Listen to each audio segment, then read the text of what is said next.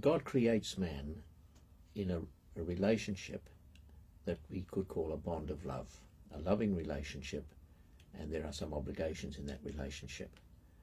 And the consequences of obedience or disobedience determine the future for the race.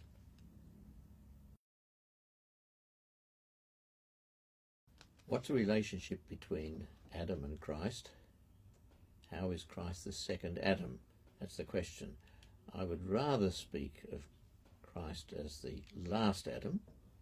I think that's a little bit more precise. But what's the relationship? Well, there is a relationship because the New Testament tells us that there is this typology existing between the two of them.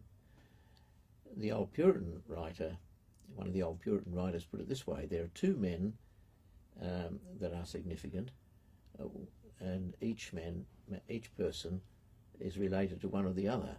We're related to Adam by nature, we're related to Christ through faith, that's through union with Christ through faith.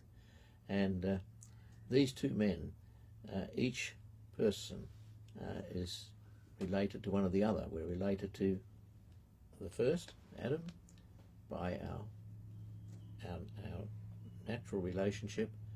We're related to Christ through a supernatural relationship brought about through the Holy Spirit bringing us into union with Christ so that his achievements become ours. The fact remains that if we understand justification correctly, it is not simply my sins being taken by Christ and paid for. It's Christ also fully obeying.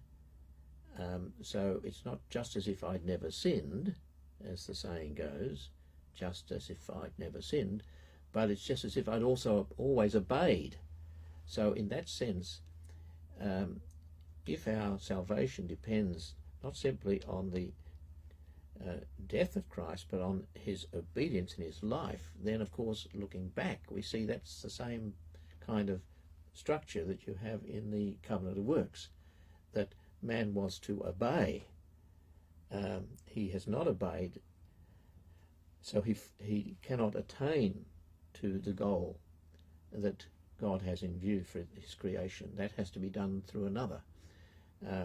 And similarly, he's incurred guilt, so that has to be paid for. But Christ meets these things that are necessary. So I'd say the active obedience of Christ is only fully appreciated when we see also the obligation in the beginning on the part of Adam.